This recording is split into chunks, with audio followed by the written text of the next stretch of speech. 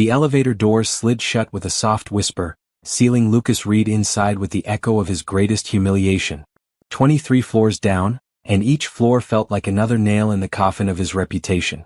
The Hartwell Group had just walked away from a $50 million contract, and their parting words still rang in his ears. "Mr. Reed, your presentations are impressive, but you don't understand what we actually need." Lucas stared at his reflection in the polished steel doors. At 35, he had built Reed Enterprises from nothing, or so he told himself.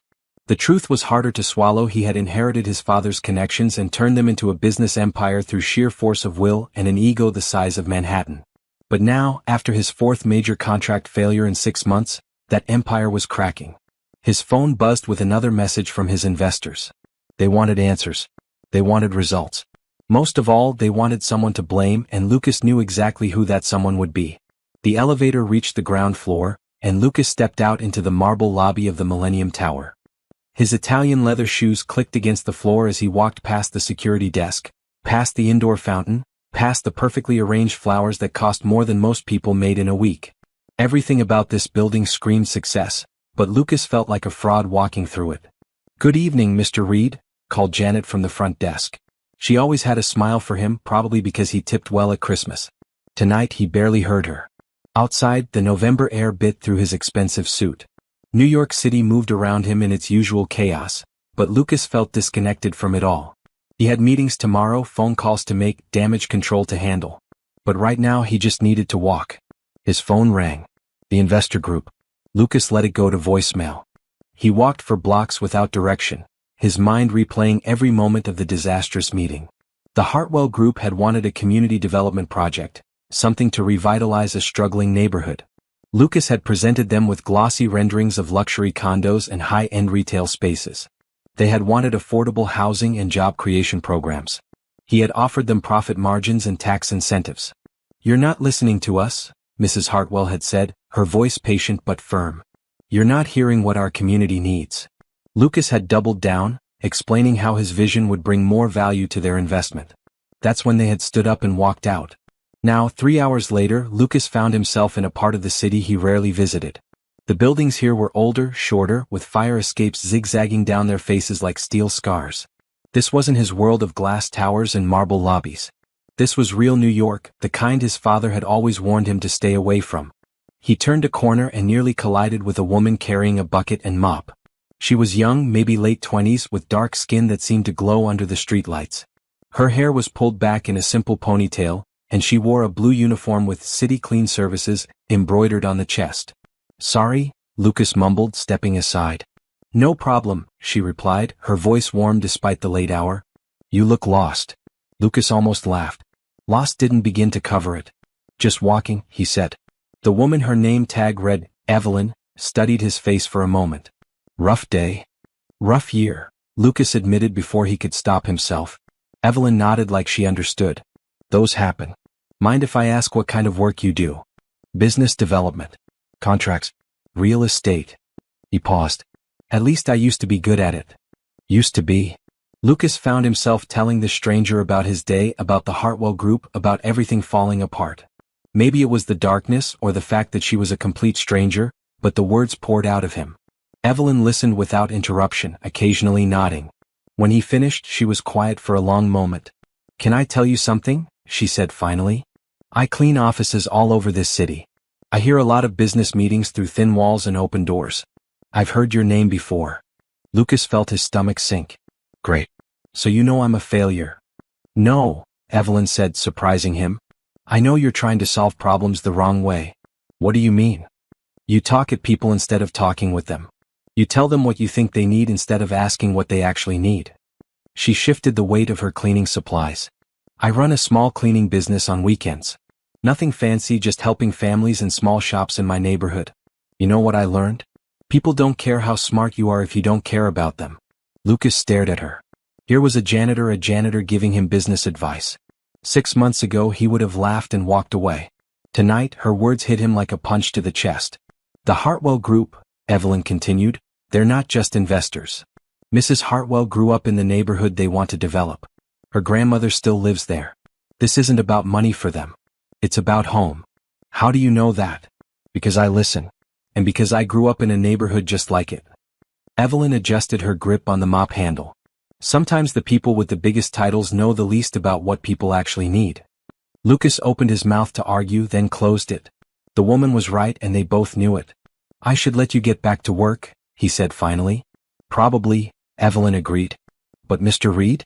If you really want to turn things around, stop thinking about what you want to sell and start thinking about what people need to buy.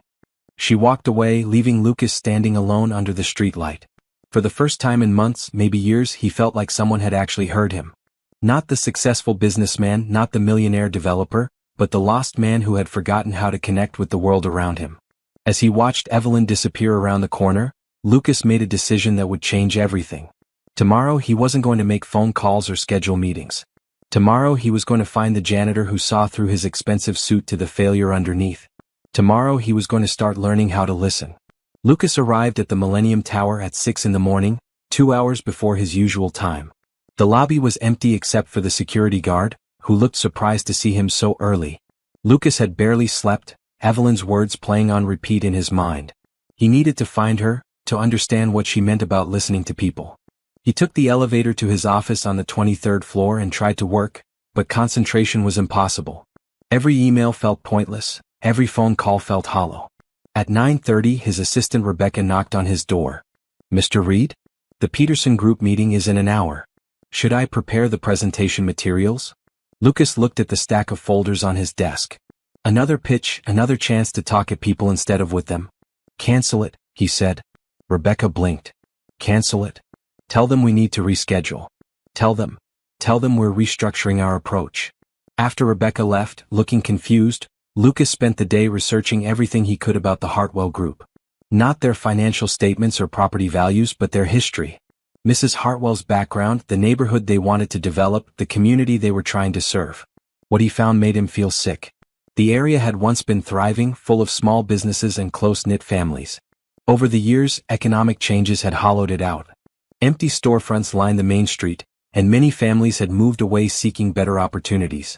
Mrs. Hartwell's grandmother was part of a small group of longtime residents who refused to give up on their home. Lucas had seen it as a blank slate for luxury development. Mrs. Hartwell saw it as a community worth saving. That evening, Lucas waited in the lobby until he saw City Clean Services employees arriving for their night shift. He spotted Evelyn immediately, her same blue uniform and confident walk. She was talking with another cleaner, laughing about something as they headed toward the service elevators. Evelyn, Lucas called out, approaching them. She turned, surprise flickering across her face. Mr. Reed? What are you doing here? I wanted to thank you for last night, and to ask you something. The other cleaner looked between them curiously. I'll catch up with you upstairs, Evie, she said, giving Lucas a suspicious look before heading to the elevators. What did you want to ask me? Evelyn said. Lucas felt suddenly foolish. I know this sounds crazy, but would you help me? With the Hartwell project, I mean. I think you're right about everything, but I don't know how to fix it.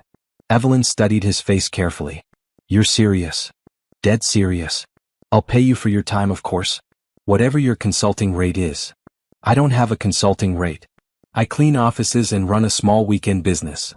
Then name a price. Please. I'm desperate here. Evelyn was quiet for a long moment. Can I ask you something first? Why me? You could hire any consultant in the city. Lucas thought about it. Because you saw something everyone else missed. Because you understand things I don't. And because... He paused. Because you're the only person who's been honest with me in months. Honest about what?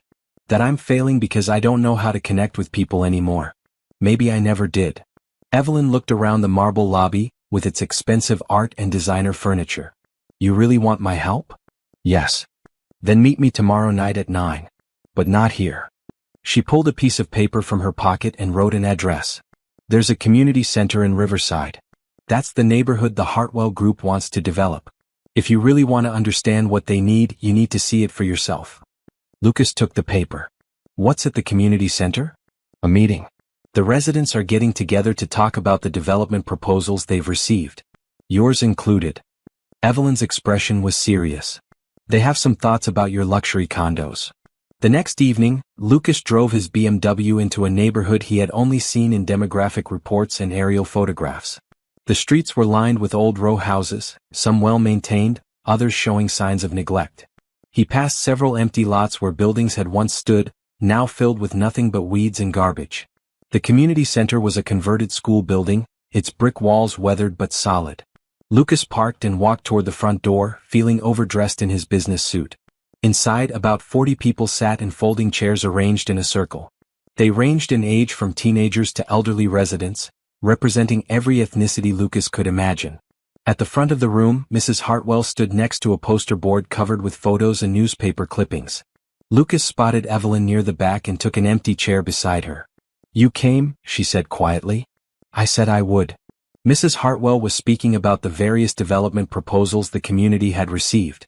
When she mentioned Reed Enterprises, a murmur went through the room. Mr. Reed's proposal would demolish the old Morrison building to make room for luxury condominiums, she said. The units would rent for 3 times what most families here can afford. An elderly man raised his hand. "My grandson works at Morrison Building. It's the only job he could find after getting out of prison. Where's he supposed to work if they tear it down?" A young mother spoke up. "And where are we supposed to live when they price us out of our own neighborhood?" Lucas felt his face burning. These weren't statistics or demographic data points. These were real people talking about their lives, their livelihoods, their home. "I understand your concerns," Mrs. Hartwell said diplomatically. "We're hoping to find a solution that works for everyone." "No offense, Mrs. H," said a teenager from the front row, "but these developers don't care about us. They just see dollar signs." The room erupted in agreement. Lucas wanted to defend himself, to explain that his proposal would bring jobs and economic growth.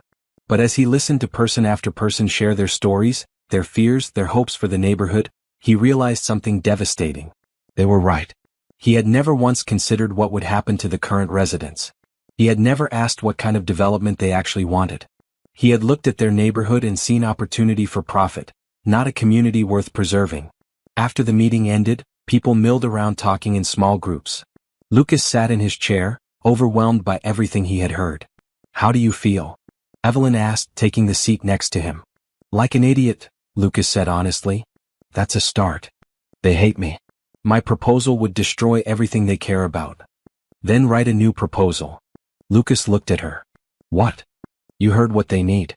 Jobs for people like Mrs. Johnson's grandson. Affordable housing for families like the Rodriguezes. Small business spaces for entrepreneurs like Tommy, who wants to open a bike repair shop." Evelyn stood up. "The question is, are you willing to make less money to give them what they actually need?" It was the question Lucas had been avoiding. Everything in his business model was built around maximum profit, premium pricing, exclusive clientele. What Evelyn was suggesting would mean smaller margins, longer timelines, more complex financing. It would also mean doing something good for people who needed help. "I don't know how," Lucas admitted. "Then learn," Evelyn said simply. "I'll help you, but only if you're serious about this. No more fancy presentations that ignore what people are telling you. No more treating communities like obstacles to profit." Lucas stood up and looked around the room at the people still talking, planning, hoping. For the first time in his career, he wasn't thinking about what he could take from them. He was thinking about what he could give. "When do we start?" he asked. Evelyn smiled. "We already have." The next morning, Lucas canceled his entire schedule. Rebecca stared at him like he had lost his mind when he told her to clear the week, but he was beyond caring about appearances. He drove to the Riverside neighborhood with a notebook and a willingness to learn that felt foreign after years of thinking he knew everything. Evelyn met him at a small diner called Rosa's, where the coffee was strong and the conversations were louder than anything Lucas was used to. She had changed from her cleaning uniform into jeans and a sweater, and Lucas realized he had never seen her in regular clothes before. She looked younger, more relaxed. "Rule number 1, she said as they settled into a corner booth. "Stop thinking like a developer and start thinking like a neighbor." "What does that mean?" "It means before you change anything, you need to understand what's already here that's worth keeping." Evelyn opened a folder filled with photographs. "I spent the morning walking around taking these. Look." The photos showed details Lucas had missed during his previous drive-thrus. A mural painted by local kids on the side of a grocery store. An elderly man teaching a young boy to play chess on a bench outside the library. A community garden tucked between 2 buildings, where families grew vegetables and flowers. "I never noticed any of this," Lucas admitted. "Because you were looking at the neighborhood as a problem to solve instead of a place where people live." Evelyn pulled out another photo. "This is Mrs. Rodriguez. She's been running that corner store for 15 years. She knows every kid in the neighborhood by name, and she lets families buy groceries on credit when money's tight. Lucas studied the photo of a middle-aged woman with kind eyes and flour on her apron. My proposal would have demolished her building. Exactly. So rule number 2, before you propose changes, understand what you might destroy. They spent the rest of the morning walking through the neighborhood. Evelyn introduced Lucas to shopkeepers, residents, and community leaders. Each conversation taught him something new about the place he had planned to transform. Mr. Johnson, whose grandson worked at the Morrison building, explained how the old factory had been converted into affordable workspace for small manufacturers and artisans. It's not pretty, he said, but it's where people like us can afford to start businesses. Maria Santos, a young mother, showed them the after-school program held in the community center basement. My kids come here every day after school. It's safe, it's free, and they get help with homework. If you tear this place down, where are they supposed to go? By lunch, Lucas felt like he was seeing the neighborhood for the first time. It wasn't the economically depressed area he had imagined. It was a community with its own strengths, its own character, its own solutions to problems. I've been doing this all wrong, he said as they sat in Rosa's diner, sharing a plate of rice and beans that cost less than his usual coffee order. Not wrong, Evelyn corrected. Just incomplete. You saw the challenges without seeing the strengths. So how do I fix it? By listening to what people actually want instead of assuming you know what's best for them. Evelyn pulled out a notebook. This morning, what did you hear people say they needed? Lucas thought back through the conversations. Jobs. Affordable housing. Safe spaces for kids. Support for small businesses. Right. And what did they say they wanted to keep? The community center. The corner stores. The Morrison building workshops. The feeling of knowing their neighbors. So how do you design a development that gives them what they need while preserving what they value? It was a question Lucas had never considered before. All his previous projects had been about replacement, not integration. Tear down the old, build something new and expensive. But sitting in Rosa's diner, surrounded by the buzz of real community life, he began to see another possibility. What if we renovated instead of rebuilding? He said slowly. What if we improved the Morrison building instead of tearing it down? Added affordable apartments upstairs, expanded the workshop spaces downstairs. Evelyn nodded encouragingly. What else? The empty lots we were going to use for luxury condos. What if we built affordable family housing there instead? With space for the kids' programs, maybe a new community garden? Keep going. Lucas felt his mind racing with new possibilities. We could create business incubator spaces for people like Tommy who want to start companies. We could upgrade the community center instead of relocating it. We could. He stopped. But the profit margins would be tiny compared to luxury development. Is that a problem? Lucas considered it. 6 months ago it would have been unthinkable. Lower profits meant disappointed investors, smaller bonuses, less impressive quarterly reports. But sitting here thinking about Mrs. Rodriguez's corner store and Mr. Johnson's grandson, those concerns seemed less important. My investors won't like it, he said. Then find new investors. Or convince the old ones that there's value in doing good work. You make it sound so simple. It is simple. That doesn't mean it's easy. Evelyn closed her notebook. The question is, what kind of business do you want to run? One that extracts value from communities, or one that creates value for them? Lucas had built his career on the first model. It had made him wealthy, respected in certain circles, successful by every measure that mattered to his father. But it had also left him empty, disconnected from the actual impact of his work. I want to create value, he said and meant it. Then that's what we'll do. Evelyn smiled. But first, you need to learn how to present ideas in a way that shows you understand what people care about. I thought I knew how to give presentations. You know how to give pitches. That's different. A pitch is about selling something to someone. A presentation is about sharing an idea with someone. Evelyn gathered her things. Tomorrow night, you're going to present your new concept to the community meeting. Not as a sales pitch, but as an invitation to collaborate. Lucas felt his stomach drop. Tomorrow? I'm not ready. You'll never feel ready. That's why we're going to spend tomorrow preparing. She stood up. Meet me at the community center at 6. We'll work on your presentation until it's honest. Honest? Until it sounds like you care more about helping the community than impressing them. After Evelyn left, Lucas sat in the diner for another hour, thinking about everything he had learned. Rosa, the owner, refilled his coffee cup without being asked and didn't charge him for the extra time at the table. It was a small kindness, the kind that happened naturally in places where people knew each other. Lucas realized he couldn't remember the last time someone had been kind to him without wanting something in return. In his world of business lunches and networking events, every interaction had an angle, a purpose, a transaction. Here in Rose's diner, in this neighborhood he had planned to transform, he was just another customer. Not a millionaire developer, not a potential client, just a man learning to see the world differently.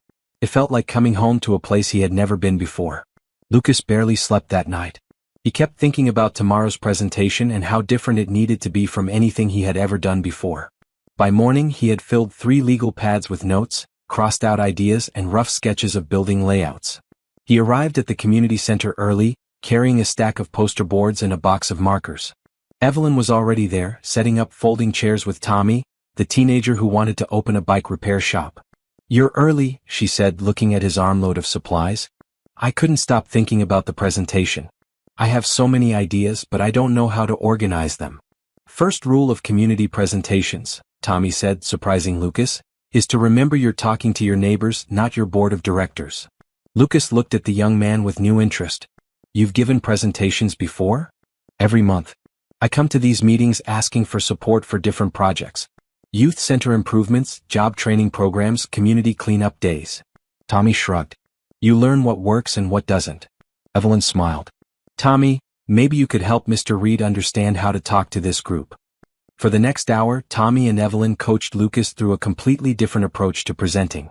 Instead of starting with financial projections and architectural renderings, they taught him to begin with the community's own words. "Use the stories people told you yesterday," Evelyn suggested. "Quote Mrs. Rodriguez about knowing every kid in the neighborhood. Talk about Mr. Johnson's grandson finding work at the Morrison building. Make it clear that you listened to what they said." "But how do I show them my ideas?" "Hand-drawn sketches work better than fancy computer graphics," Tommy said. "People trust something that looks like you made it yourself over something that looks like a marketing department created it." Lucas had never drawn a building by hand since architecture school, but he found himself sketching rough layouts on poster board, showing how the Morrison building could be expanded, how empty lots could become affordable housing, how new spaces could support existing community programs. "This feels so amateur," he said, looking at his imperfect drawings. "It feels honest," Evelyn corrected. "And that's more important than perfect." By 6 o'clock, people began arriving for the meeting. Lucas watched them file in families with small children, elderly residents moving slowly but determinedly, teenagers like Tommy who cared about their neighborhood's future. His stomach churned with nerves unlike anything he had felt in years. "You'll be fine," Evelyn said quietly. "Just remember, you're not trying to convince them of anything. You're trying to show them that you heard what they said." Mrs. Hartwell called the meeting to order and introduced Lucas. "Mr. Reed asked to share some revised ideas with us tonight." "Mr. Reed?" Lucas stood up, his mouth dry. In boardrooms, he commanded attention effortlessly. Here, facing people whose lives would be affected by his decisions, he felt the weight of real responsibility. "Last week," he began, his voice shaky, "I came to this meeting with a presentation about luxury condominiums and high-end retail. You told me that wasn't what your community needed, and you were absolutely right." A murmur went through the room. This wasn't what they had expected. "Since then I've spent time in your neighborhood. I've talked with shopkeepers and parents and community leaders. I've learned that I was looking at this place all wrong." Lucas moved to his first poster board. "You don't need expensive apartments that price families out. You need affordable housing that keeps families here." He showed his sketch of a small apartment complex designed for families, with a community garden space and playground. This could go on the empty lot on Cedar Street. Rent-controlled units for working families with community spaces on the ground floor. People leaned forward, interested despite themselves. "You told me the Morrison building provides affordable workspace for small businesses. Instead of tearing it down, what if we renovated it?" Lucas showed his drawing of an expanded Morrison building. New workshops on the ground floor, affordable apartments upstairs for young families just starting out. Mrs. Rodriguez raised her hand. "What about my store? Will there still be room for small businesses?" "That's exactly what I wanted to talk about." Lucas turned to another poster. "Your store is the heart of this block. Instead of displacing businesses like yours, we could create more spaces like it. Small storefronts for entrepreneurs with apartments above for affordability." Tommy stood up. "What about job training? A lot of people here need skills development." I'm glad you asked. Lucas felt his confidence growing as he saw genuine interest in people's faces. What if part of the Morrison building renovation included a training center? Programs for construction skills, small business development, computer literacy, whatever the community identifies as priorities. For the next hour, Lucas presented not a finished plan but a framework built around what he had learned from the community. People asked questions, offered suggestions, pointed out problems he hadn't considered. But instead of feeling defensive, Lucas found himself energized by the collaboration. This sounds good in theory, said an older man named Robert. But how do we know you won't change your mind once you get approval? Developers make promises they don't keep. It was a fair question and Lucas had anticipated it. I want to propose something different. Instead of me developing this project for you, what if we develop it together? A community partnership where residents have a voice in every major decision. The room fell silent. This was not how development projects usually worked. What does that mean exactly? Mrs. Hartwell asked. It means a community advisory board with real authority over design changes. It means local hiring requirements for construction jobs. It means profit sharing with community programs. Lucas took a deep breath. It means I make less money but we build something that actually serves the people who live here. Evelyn was smiling from the back of the room, but Lucas could see skepticism in other faces. Why would you do that? Asked Maria Santos, the young mother. What's in it for you? It was the question Lucas had been asking himself for days. Honestly, I'm tired of building things that don't matter. I want to do work that I can be proud of, that makes a real difference in people's lives. He paused. And I think this community has taught me what that looks like. After the formal meeting ended, people clustered around Lucas's poster boards, studying his sketches and asking detailed questions. Tommy introduced him to other young entrepreneurs who had business ideas. Mrs. Rodriguez invited him to visit her store to understand better how small retailers operated. That was brave, Evelyn said as they helped clean up the folding chairs. That was terrifying, Lucas corrected. I've never presented anything that wasn't completely polished and professional. How did it feel? Lucas thought about it. Like the first time I was actually telling the truth about what I was trying to accomplish. As they walked out to the parking lot, Tommy caught up with them. Mr. Reed? That community partnership idea, were you serious about that? Completely serious. Why? Because if you really mean it, I know some people you should meet. Community organizers, local business owners, people who've been trying to make positive changes here for years. Tommy looked thoughtful. Maybe we could set up some meetings? Not formal presentations, just conversations. Lucas nodded eagerly. I'd like that. After Tommy left, Lucas and Evelyn stood by their cars in the parking lot. The November air was cold, but Lucas felt warmer than he had in months. Thank you, he said, for pushing me to do this differently. You did the hard part. You listened and you changed your approach based on what you heard. Evelyn looked back at the community center. Most people aren't willing to do that. What's next? Next, you go home and figure out how to turn tonight's ideas into a real proposal. One that your investors will accept and that this community will benefit from. Evelyn smiled. It won't be easy, but nothing worthwhile ever is. As Lucas drove home through the quiet city streets, he felt something he hadn't experienced in years. Excitement about going to work tomorrow. Not because of profit projections or investor meetings, but because he had found a way to build something that mattered. For the first time in his career, success wasn't just about winning. It was about doing good.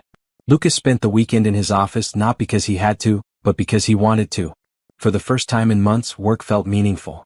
He was transforming his community presentation into a professional proposal, trying to bridge the gap between what the residents needed and what investors would fund.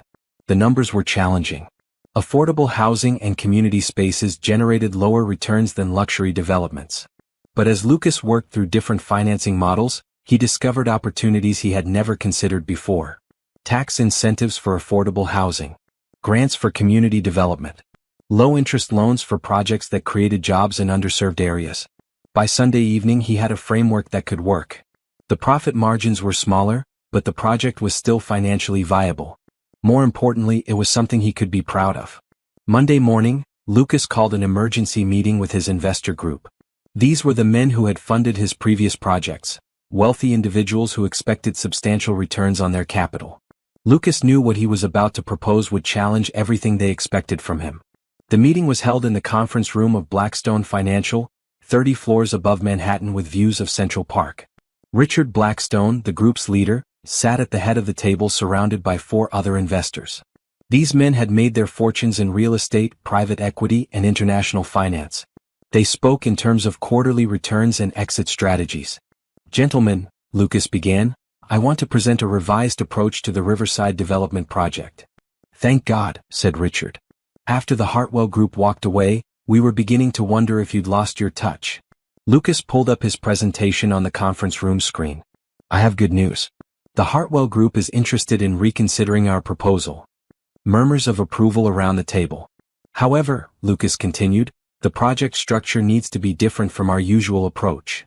He walked them through his new concept: affordable housing mixed with market rate units, community spaces integrated into commercial development, job training programs coupled with business incubation. The renderings showed a vibrant mixed-use development that preserved the neighborhood's character while improving its opportunities. "The projected returns are lower than luxury development," Lucas acknowledged, "but the project has several advantages. Reduced construction costs, government incentives, guaranteed anchor tenants, and minimal community opposition." Richard frowned. "How much lower are the returns?"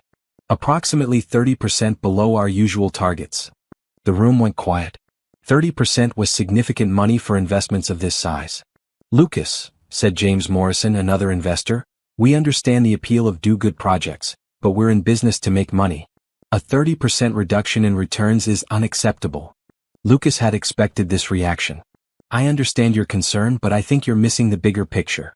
This project minimizes our risk while creating sustainable long-term value." "How so?" Richard asked. "Traditional luxury developments in transitional neighborhoods often face community opposition, regulatory delays, and market uncertainty. This approach gives us community support, expedited permitting, and guaranteed occupancy through affordable housing waiting lists." Lucas clicked to his next slide, showing a timeline comparison.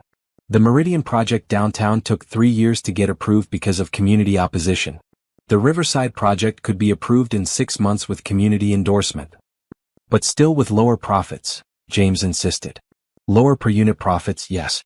But faster completion times and reduced carrying costs." Lucas had spent hours perfecting these numbers. When you factor in time value of money and reduced risk, the actual return difference is closer to 15%. The investors exchanged glances. 15% was still significant but not catastrophic. "There's something else," Lucas continued. "I believe this approach positions us for the future. Community-centered development is becoming increasingly important to institutional investors.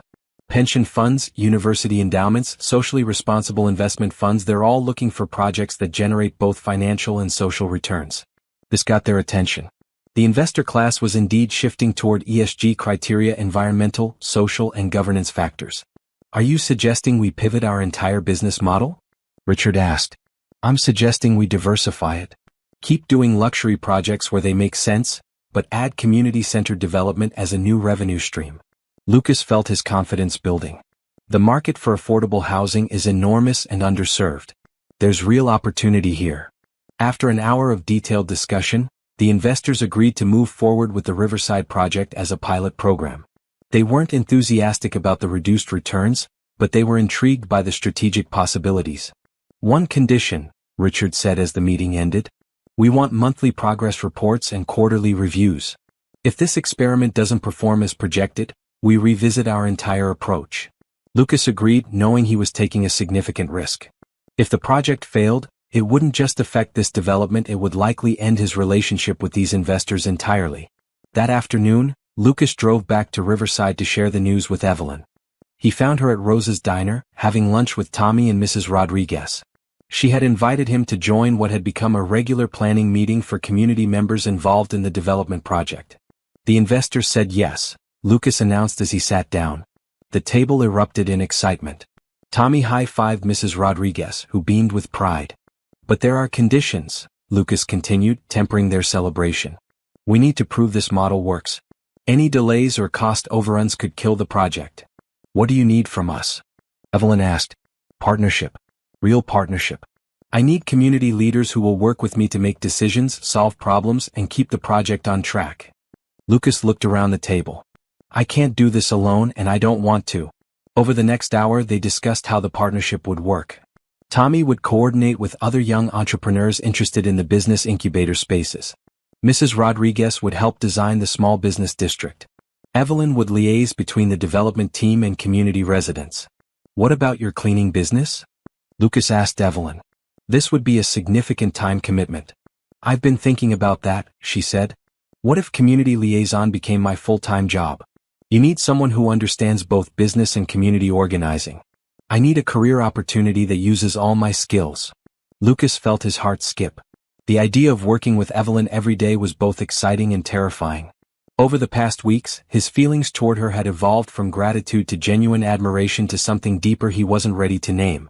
What would that position look like? He asked, trying to keep his voice professional. Community Development Coordinator. I would facilitate communication between your team and residents, help navigate local permitting processes, coordinate with social service agencies, and ensure the project delivers on its community promises. It was exactly what the project needed, and they both knew it. What's your salary requirement? Lucas asked. Evelyn named a figure that was reasonable for the role but represented a significant increase from her cleaning work. Plus health insurance and professional development opportunities. I want to learn more about urban planning and community development. Done. Lucas extended his hand across the table. Welcome to Reed Enterprises. As they shook hands, Lucas felt an electric current pass between them. Evelyn's smile was warm but professional, giving no indication that she felt the same spark. When do we start? She asked. Tomorrow. We have a meeting with the zoning board next week, and I need you to help me understand how to present this project in terms they'll care about. After lunch, Tommy headed back to school and Mrs. Rodriguez returned to her store. Lucas and Evelyn walked through the neighborhood, discussing specific locations for different project components. The conversation was business-focused, but Lucas found himself distracted by smaller details. The way Evelyn stopped to pet every dog they encountered, how she remembered the names of elderly residents sitting on stoops, the passion in her voice when she talked about the community's potential. You really love this place, he observed as they stood outside the old Morrison building. I love what it could become, Evelyn corrected. Right now it's struggling. But it has good bones, you know? Strong foundations, good people, real community spirit. It just needs investment and opportunity. Is that why you agreed to work with me? To help the neighborhood? Evelyn was quiet for a moment. Partly. But also because I think you're actually willing to do this right. Most developers would have walked away when the community pushed back. You stayed and listened. I had a good teacher. You had good instincts. I just helped you trust them. That evening, Lucas worked late in his office, preparing for the zoning board meeting. Around 9 o'clock, Evelyn knocked on his door carrying 2 cups of coffee from the building's all-night cafe. Thought you might need this, she said. You're working late too. Getting ready for tomorrow. This is my first official day as Community Development Coordinator. She handed him the coffee and sat in the chair across from his desk. Are you nervous? Terrified, Lucas admitted. I've never worked on a project where I cared this much about the outcome. Why does this one matter more? Lucas considered the question. Because it's not just about me anymore. It's about Tommy getting his bike shop, Mrs. Rodriguez keeping her store, families finding affordable places to live. It's about proving that business can be a force for good. And what? There's something else. I can see it in your face. Lucas felt heat rise in his cheeks. It matters because you believe in it. Because working with you has made me want to be better at this. The words hung in the air between them. Evelyn's expression was unreadable. Lucas, she said carefully, we're going to be working together every day. We need to keep things professional. I know. I'm sorry. I didn't mean to make you uncomfortable. You didn't? But this project is too important to risk complicating it with other feelings.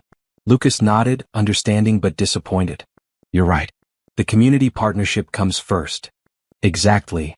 Evelyn stood to leave, then paused at the door.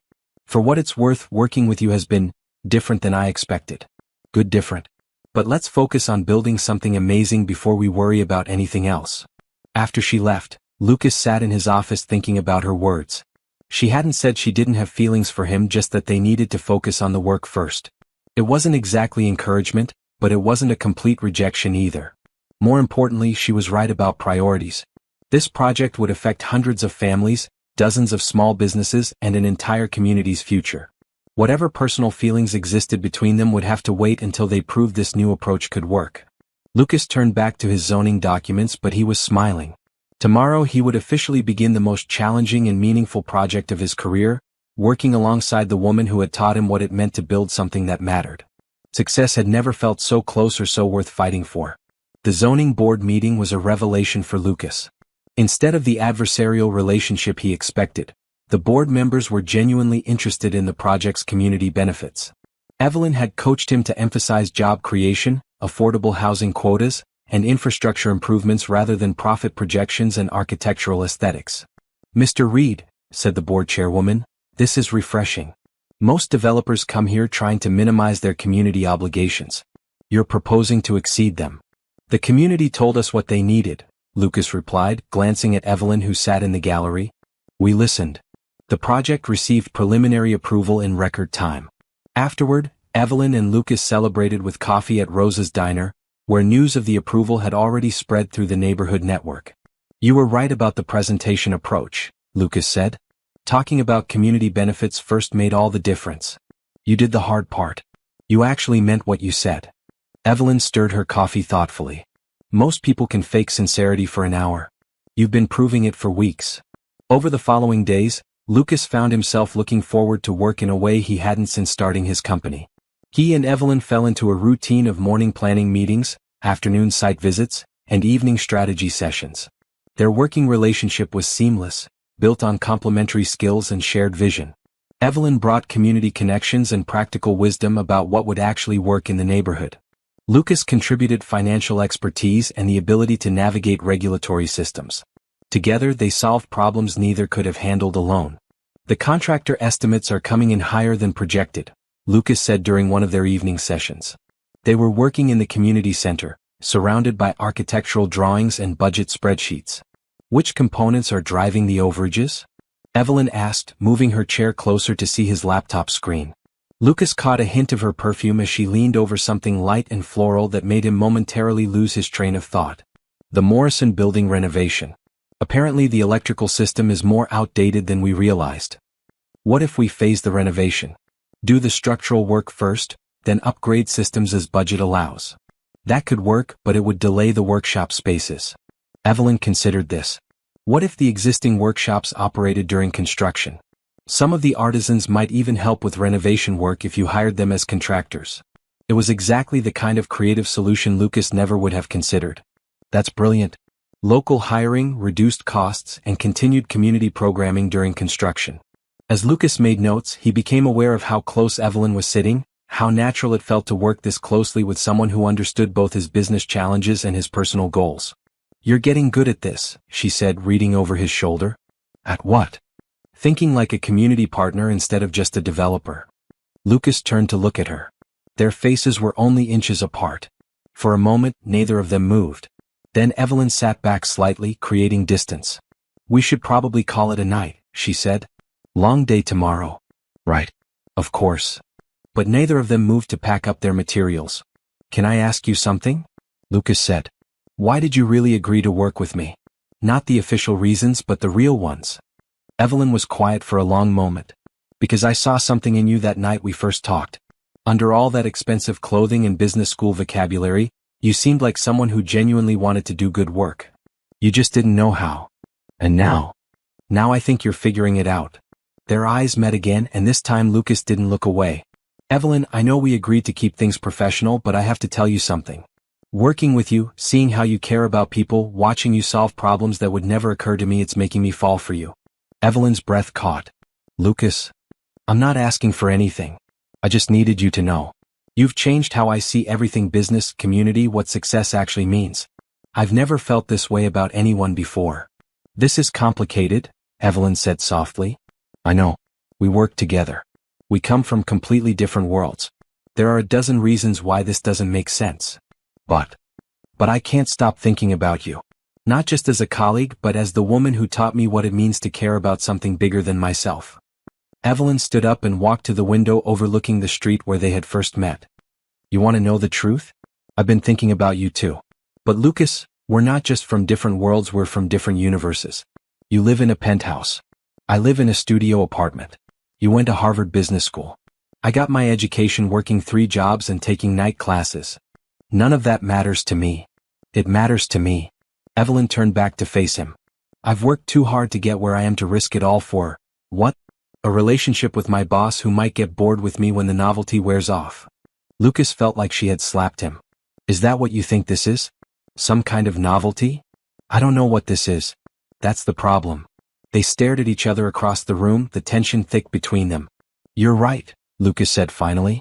This is complicated and I'm sorry I brought it up. The project has to come first.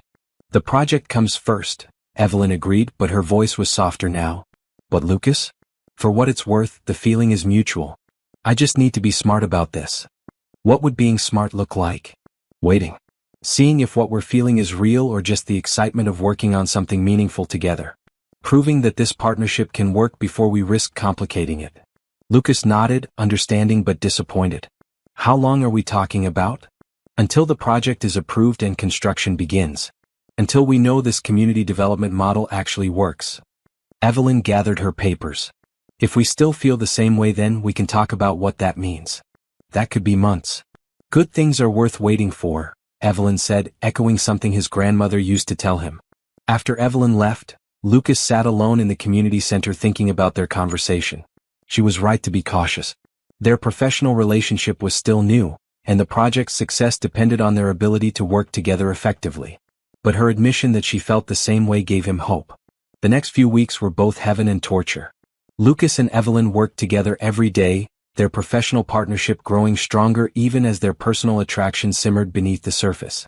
They were careful to maintain boundaries, but Lucas found himself noticing everything about her.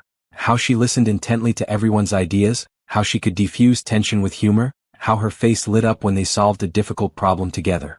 During a particularly challenging meeting with city planners, Evelyn's calm expertise saved the day when Lucas's frustration nearly derailed negotiations.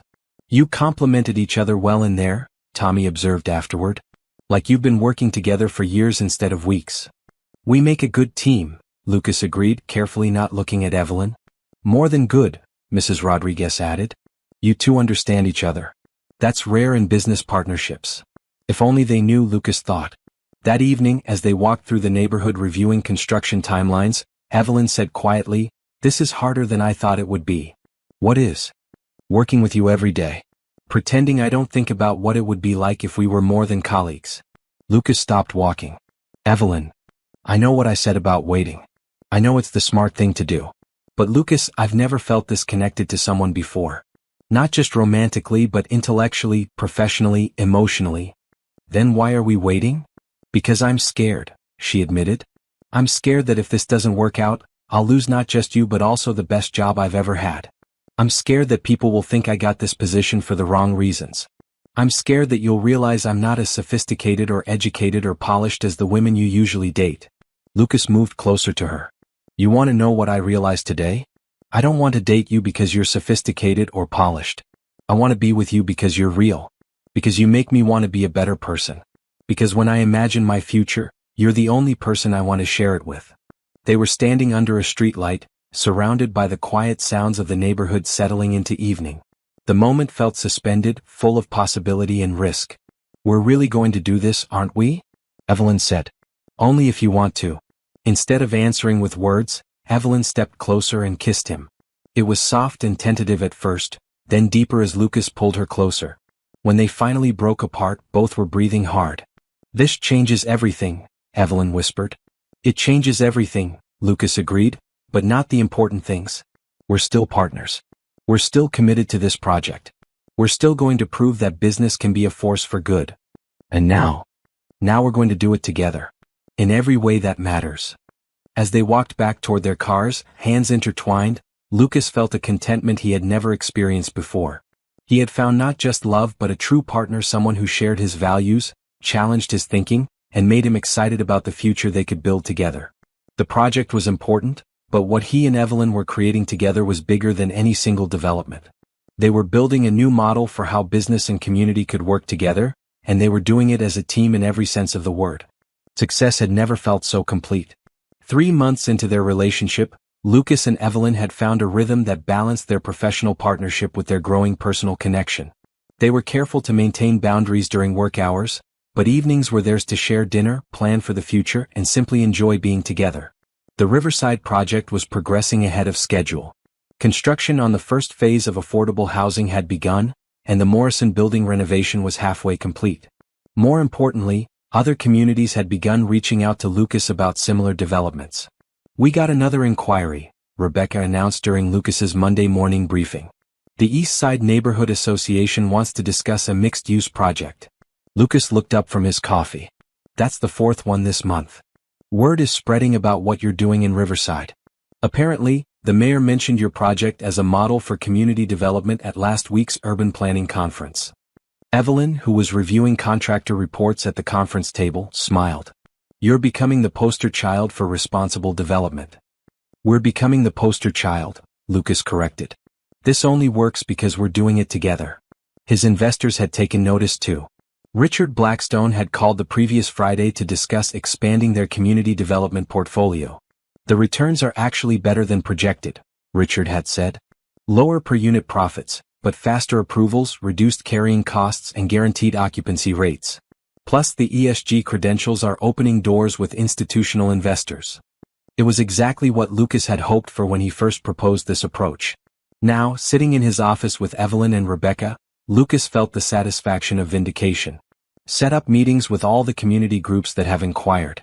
I want to understand what each neighborhood needs before we propose anything." "Actually," Evelyn said, looking up from her reports, "we might want to focus on one really significant project instead of spreading ourselves too thin." "What do you mean?" Evelyn pulled out a folder she had been carrying. "Remember the Hartford Foundation? The ones who fund urban renewal initiatives." Lucas nodded. The Hartford Foundation was one of the most prestigious philanthropic organizations in the country, known for supporting innovative approaches to urban development. "They called me yesterday," Evelyn continued.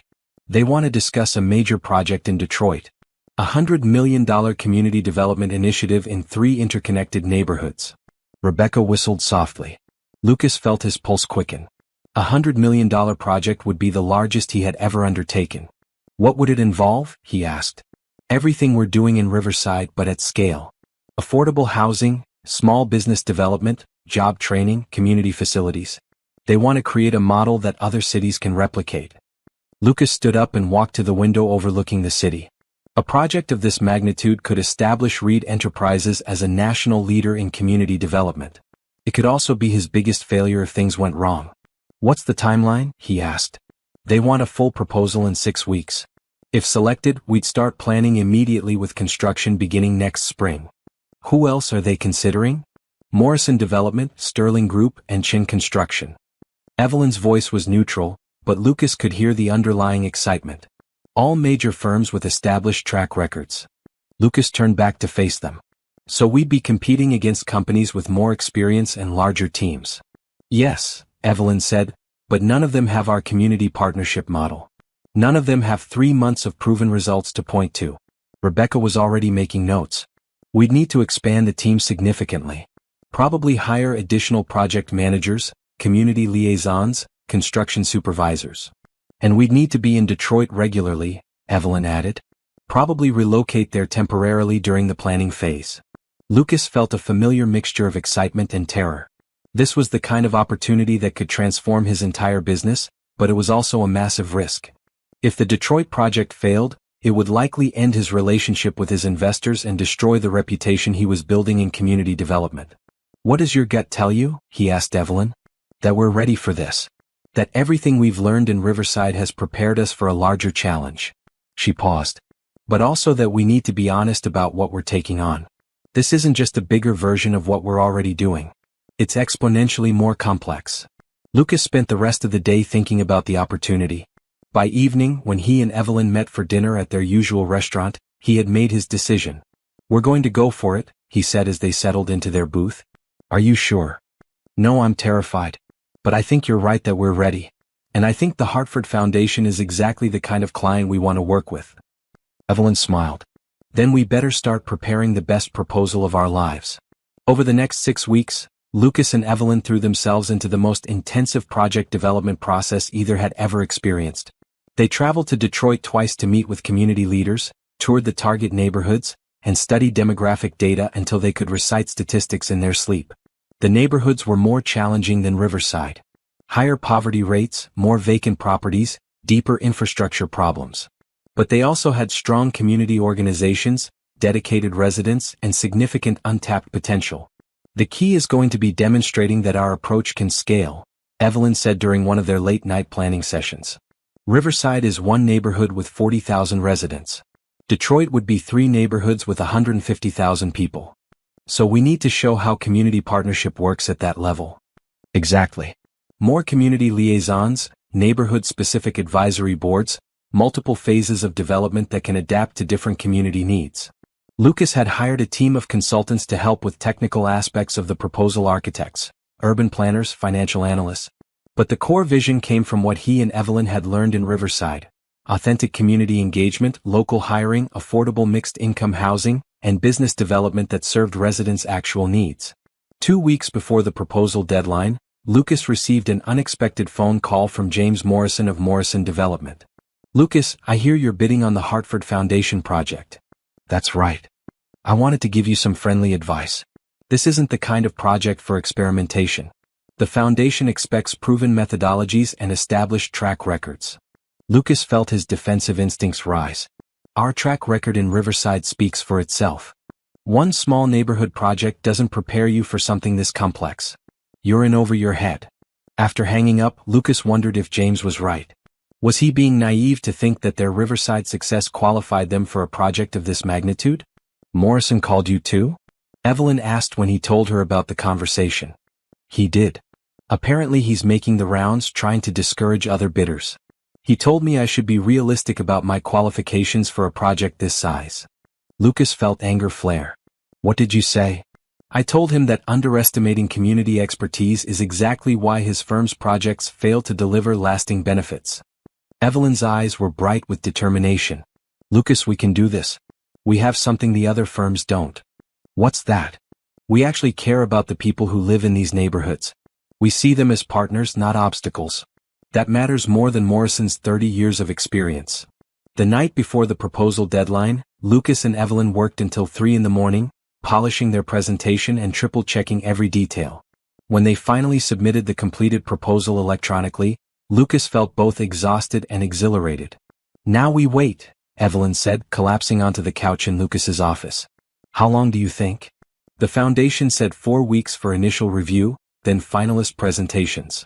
Lucas sat down beside her. "Evelyn, whatever happens with this proposal, I want you to know something. This process has shown me what we can accomplish together. Win or lose, I'm proud of what we've created." "Win or lose," Evelyn agreed, "we've proven that our approach works. If Hartford doesn't select us, someone else will."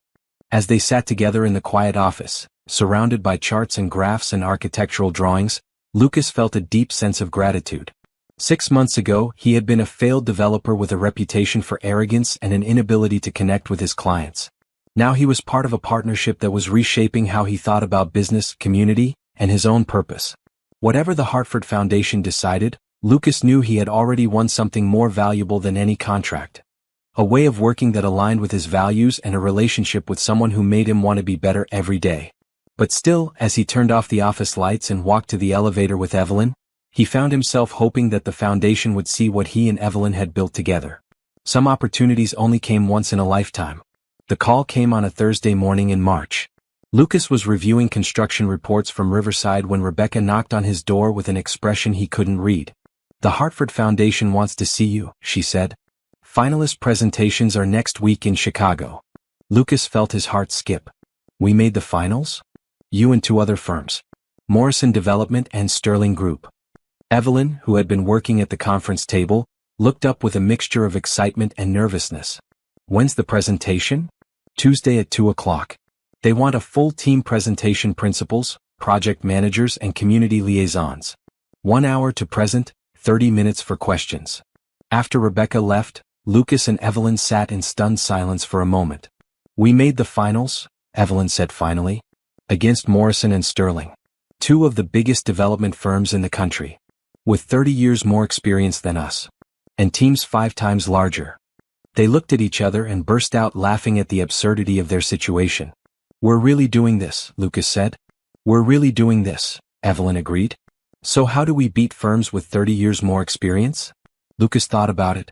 The same way we've beaten everyone else. By being authentic instead of impressive. They spent the weekend refining their presentation, focusing on storytelling rather than statistics. Instead of starting with financial projections, they would begin with voices from the Riverside community. Instead of architectural renderings, they would show photographs of actual residents whose lives had been improved by their approach. The foundation has seen dozens of proposals promising community benefits, Evelyn said as they practiced. What they haven't seen is proof that those benefits actually happen. So we lead with impact. We lead with people. Monday night, they flew to Chicago and stayed at a modest hotel near the foundation offices. Lucas had suggested a luxury property, but Evelyn pointed out that their entire approach was based on understanding communities that couldn't afford luxury. We should practice what we preach, she said. They spent Monday evening doing final rehearsals in their hotel room. Lucas would handle the business development and financial aspects, while Evelyn would focus on community engagement and social impact. They had worked together so long that their presentation felt like a conversation between partners who genuinely respected each other's expertise. You nervous? Lucas asked as they sat on the hotel room's small couch, reviewing their notes one final time. Terrified, Evelyn admitted. This is the biggest thing I've ever done professionally. If we get this contract, it changes everything about my career. And if we don't? Then we keep doing good work and wait for the next opportunity. She looked at him seriously. Lucas, whatever happens tomorrow, I want you to know that working with you has been the best professional experience of my life. You've treated me as a true partner from day one. Because that's what you are. This presentation only works because we're doing it together. Tuesday morning, they arrived at the Hartford Foundation offices an hour early. The building was a converted warehouse in a revitalized part of Chicago, exactly the kind of thoughtful urban development they were proposing. Morrison Development was presenting first, followed by Sterling Group, then Reed Enterprises. Lucas and Evelyn sat in the waiting area, watching James Morrison and his team emerge from their presentation looking confident. How do you think it went? Sterling asked Morrison as they passed. Exactly as expected. 30 years of experience speaks for itself. When it was their turn, Lucas and Evelyn entered a conference room where 5 foundation board members sat around a polished wooden table. Dr. Sarah Chin, the foundation president, introduced her colleagues and invited Lucas to begin. Thank you for considering Reed Enterprises for this project, Lucas said. I want to start not with our qualifications, but with the voice of someone who understands what successful community development actually looks like. He clicked to a slide showing Mrs. Rodriguez standing in front of her expanded corner store in Riverside. This is Mrs. Rodriguez. 6 months ago, our development plan would have demolished her store to make room for luxury retail. Today, because we learned to listen to the community instead of imposing our vision on it, her business has tripled and she's hired 2 part-time employees from the neighborhood. For the next 40 minutes, Lucas and Evelyn told the story of Riverside through the voices of residents whose lives had been changed. Tommy, who was about to open his bike repair shop. Mr. Johnson's grandson, who had been promoted to supervisor at the renovated Morrison building. Maria Santos, whose children now attended an expanded after-school program. Traditional development metrics focus on square footage built and units sold, Evelyn said during her portion of the presentation. Community development success should be measured by lives improved and opportunities created. They showed photographs of the construction process, where 40% of workers were hired from the local community. They demonstrated how affordable housing had been integrated with market-rate units so that families could stay in the neighborhood as their incomes grew. The key to scaling this approach, Lucas explained, is understanding that every community has its own strengths and needs. You can't copy and paste solutions. You have to listen, adapt, and partner with the people who live there. Dr. Chin leaned forward. Mr. Reed, your Riverside project is impressive, but it's also relatively small scale. How do you know this approach will work in 3 Detroit neighborhoods with significantly more complex challenges? It was the question Lucas had been expecting. Because the fundamental principle scales perfectly. Treat residents as partners rather than obstacles. In Detroit, that means more community liaisons, neighborhood-specific advisory boards, and development phases that can adapt to different community needs. The mechanics get more complex, Evelyn added, but the philosophy remains the same. Authentic engagement, local hiring, and development that serves the people who live there. During the question period, the board members probed every aspect of their approach. Financial sustainability, construction timelines, community resistance management, long-term maintenance. Lucas and Evelyn answered each question directly, acknowledging challenges while demonstrating how their Riverside experience had prepared them for larger-scale problems. One final question, said Dr. Chin. Why should we choose a relatively small firm like Reed Enterprises over established companies with extensive urban development experience? Lucas and Evelyn exchanged a glance. This was the moment everything came down to. Because we're not trying to build our reputation, Lucas said. We're trying to build communities. Morrison and Sterling are excellent firms, but their track record is based on projects that maximize developer profits. Our track record is based on projects that maximize community benefits. The question, Evelyn added, is what kind of impact the Hartford Foundation wants to have. If you want impressive buildings that generate good publicity, hire Morrison or Sterling. If you want lasting change that improves people's lives, hire us. After they finished, Dr. Chin thanked them and explained that the foundation would make their decision within 2 weeks. Walking out of the building into the Chicago afternoon, Lucas felt simultaneously exhausted and energized. How do you think we did? Evelyn asked. I think we told our story honestly and showed them who we really are, Lucas replied. If that's what they want, we'll get the contract. If it's not, someone else will. Any regrets about our approach? Lucas thought about Morrison's confident presentation, Sterling's extensive portfolio, the decades of experience he couldn't match. None, he said finally. We presented the truth about what we do and why we do it. That's all we can control. As they walked toward their hotel, Lucas realized that regardless of the foundation's decision, he was proud of what he and Evelyn had built together. They had created a new model for community development, proven it worked, and presented it authentically to potential partners. Win or lose, they had changed how Lucas thought about success. It wasn't about being the biggest or most prestigious firm. It was about doing work that mattered, with people who shared your values, for communities that deserved better. 2 weeks later, the call would come that would change everything. But walking through Chicago that afternoon, Lucas already felt like he had won something more valuable than any contract. He had found his purpose, and he had found it with the woman he loved. The call came exactly 2 weeks later, while Lucas was in Riverside reviewing the completed Morrison building renovation. Tommy's bike shop was open in one of the ground floor spaces, and the sound of laughter from children playing in the new community center drifted through the windows. Lucas answered his phone without looking at the caller ID. Lucas Reed. Mr. Reed, this is Dr. Sarah Chin from the Hartford Foundation. Lucas felt his heart stop. Evelyn, who was examining the new workshop spaces with Mrs. Rodriguez, looked over at him with concern. Dr. Chin, thank you for calling. I wanted to personally inform you that the Foundation Board has selected Reed Enterprises for the Detroit Community Development Project. Lucas sat down heavily on a nearby bench. We got it. You got it. Your presentation was exactly what we were looking for: authentic community engagement with proven results. We were particularly impressed by Ms. Washington's expertise in community organizing. After the call ended, Lucas sat staring at his phone in shock. Evelyn approached cautiously. Lucas? What's wrong? You look like you've seen a ghost. We got it, he said quietly. The Hartford Foundation contract. We got it. Evelyn's face went through a series of expressions: disbelief, excitement, joy, then something that looked like fear. We got it, she repeated. $100 million. 3 years. Detroit. Mrs. Rodriguez, who had been pretending not to listen, let out a whoop of celebration. Congratulations. This is wonderful news. Other community members gathered around as word spread. Tommy closed his bike shop early to join the impromptu celebration. Someone produced a bottle of champagne from Rosa's Diner. For an hour, Lucas and Evelyn were surrounded by people who had become not just clients but friends. But as the celebration continued, Lucas noticed Evelyn becoming quieter, more withdrawn. You okay? He asked during a brief moment when they were alone. Just processing, she said. This changes everything, doesn't it? It changes everything, Lucas agreed. In the best possible way. But Evelyn's expression suggested she wasn't entirely sure about that. That evening, they went to Lucas's apartment to discuss the project details privately. The Hartford Foundation wanted them to begin planning immediately, with the goal of starting construction within 6 months. We'll need to relocate to Detroit temporarily, Lucas said, spreading the contract documents across his dining table. At least during the planning phase. Maybe longer. For how long? Probably 18 months. Maybe 2 years.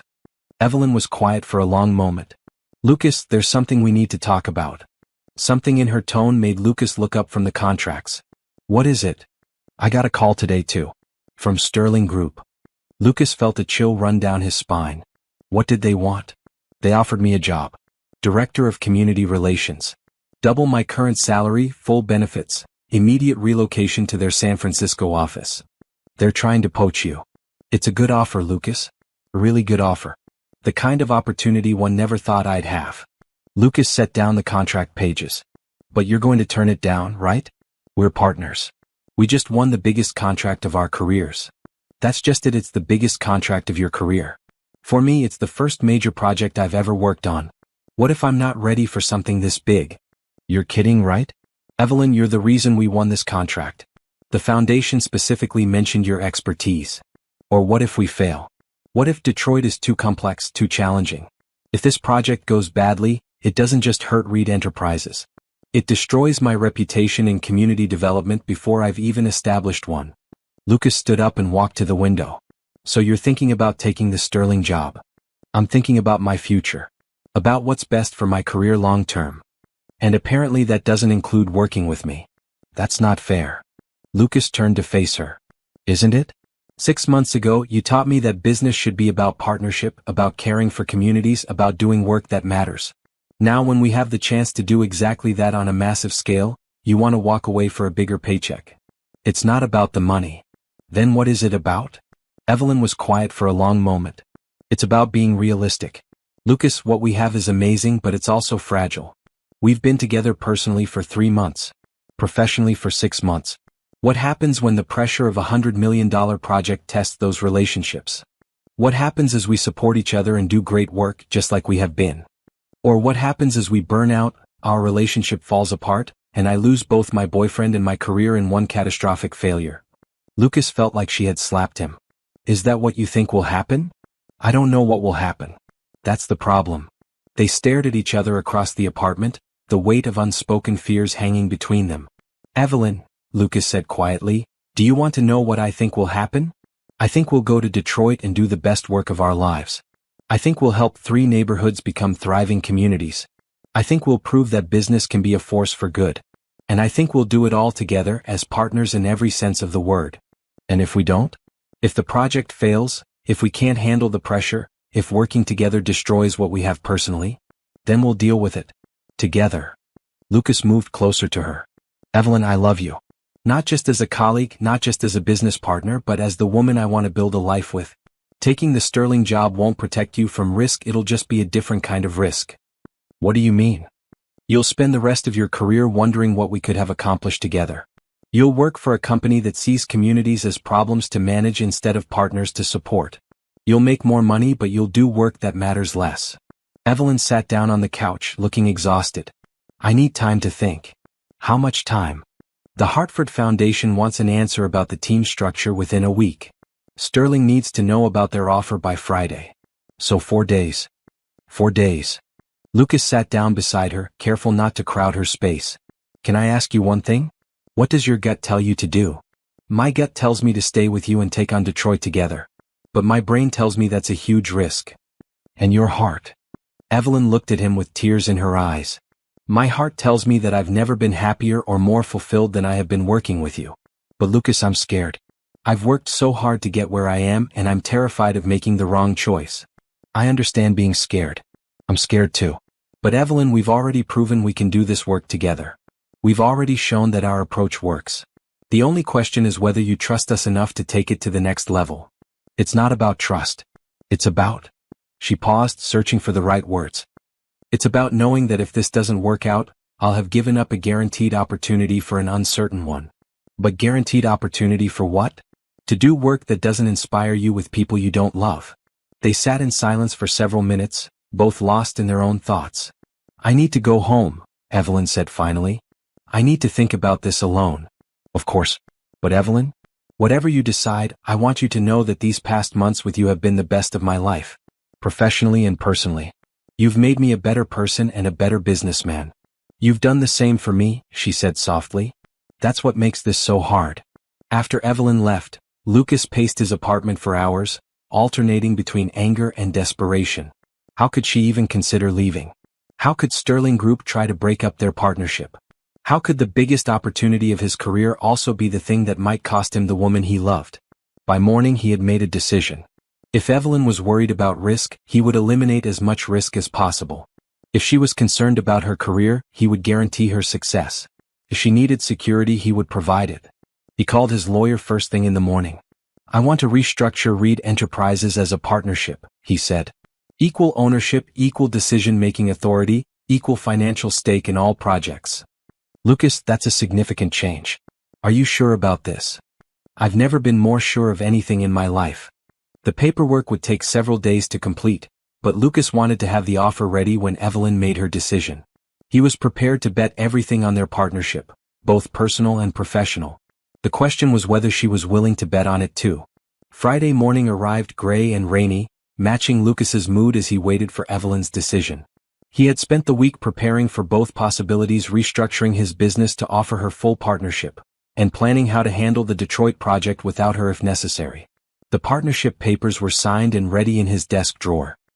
He had rehearsed his offer a dozen times, trying to find the right words to convince her that they belonged together. At 10 o'clock, Evelyn knocked on his office door.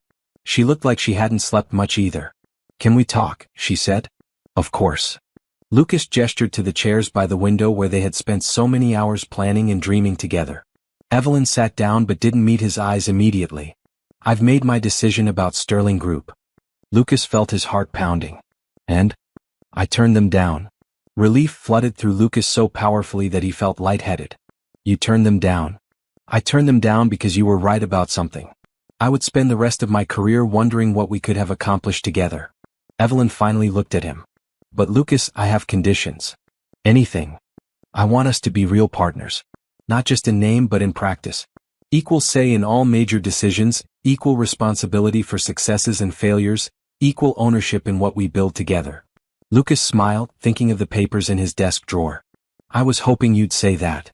He retrieved the partnership agreement and set it on the table between them. "I had my lawyer draw these up. 50-50 ownership of Reed Enterprises, equal decision-making authority, shared financial responsibility." Evelyn stared at the documents in shock. "Lucas, this is your company. You built it from nothing." "I built it badly. We're building it right." He leaned forward. "Evelyn, I don't want you as an employee or a consultant.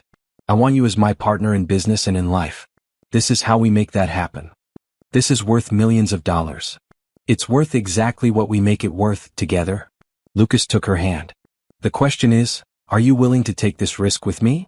Evelyn was quiet for a long moment, reading through the partnership terms. Equal ownership means equal liability too.